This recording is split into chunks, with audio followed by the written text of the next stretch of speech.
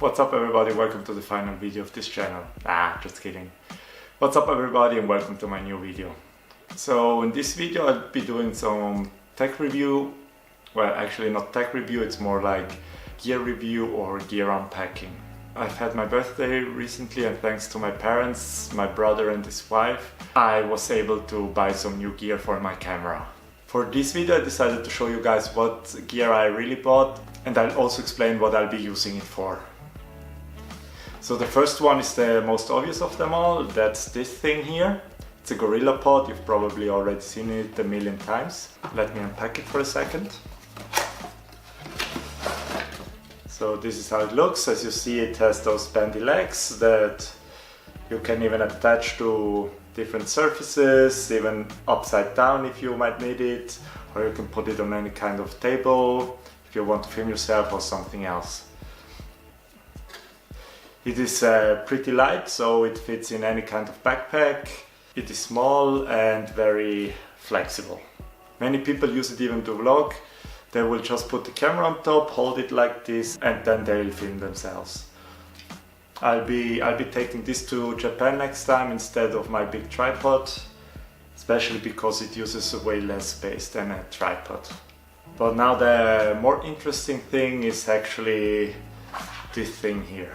This is an ND filter that I will be using for the camera that I'm filming right now. Let me show you how it looks like. So you see, it's this really dark filter. Let me put it on the lens so you can see what it actually does to the picture. Yep, exactly, it makes everything black. That's also the point. That's not something that I'll be using indoors. I will actually only use it outside when filming during the day. So the point of this ND filter is, as I said, to lower the amount of light that enters into the lens. And why would you want to do it? When doing photography you can also use it, but there it has only limited uses. Because in photography you can adjust the aperture and the shutter speed to regulate the amount of light that enters the lens. In some cases, for example when you want to take a picture of flowing water, you might want to lower the shutter speed to get a misty water look, and in that case during the day you will get a really blown out picture. Almost everything will turn white or really bright. So then you will put that filter on the lens and then you will be able to take photos with low shutter speed even during the brightest daylight. But in videography it's a bit different. Most of the time you want to film with a fixed shutter speed of double your frames per second. So right now I'm filming with 25 FPS, so I've set my shutter speed to 50. And usually when filming you use your maximum aperture.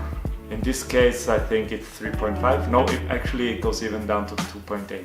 But in this case what will happen? You will have a lot of light entering your lens and your picture will turn out really bright. It will really blow out. So how do you solve the problem? The shutter speed is fixed, the aperture is fixed, the ISO is already at the minimum.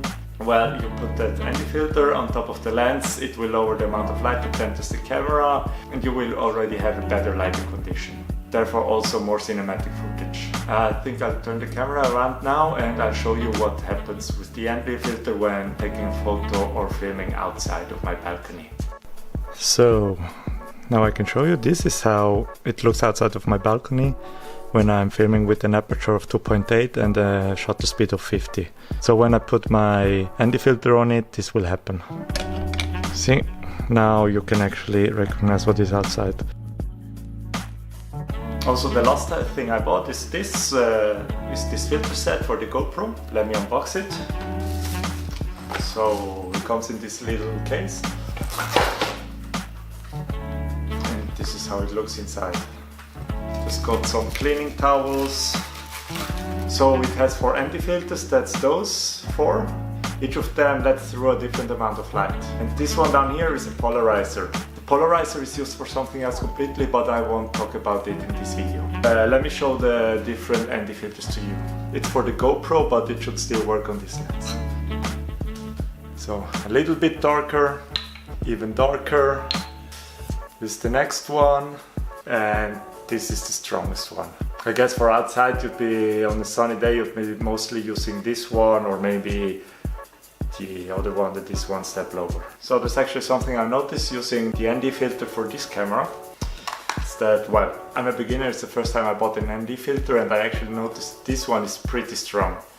I'll be only able to use it in the brightest daylight when filming with low FPS. Because when I increase the FPS, for example, this camera, I can increase the FPS to 50, then I will increase the shutter speed to 100. That means that I already get less light, and with this filter, I will get a way too dark picture. Guess I'll buy another one that is a few steps less dark that I can use in other cases. I now mount the GorillaPod and I'll try it out. So, welcome to GorillaPod vlogging. Now I'm ready to become Casey Neistat in 10 years maybe, when I get the experience that he has. Anyways, as you see, now I can carry the camera with me while talking. It's actually still heavy. I don't know how the other guys do it. You're seeing my apartment right now. Sorry for that, it's a bit of a mess. I still have to find out what kind of angle I use it, and when I wish, I can just put it on a table. Give me a second. So there you go, ready for whatever I have to record. I'm really happy with those purchases. I guess I'll have to add another ND filter to my setup, but still, this is really looking good and I hope I'll be able to use it in the future. Thank you very much for watching this video, and I'll see you next time.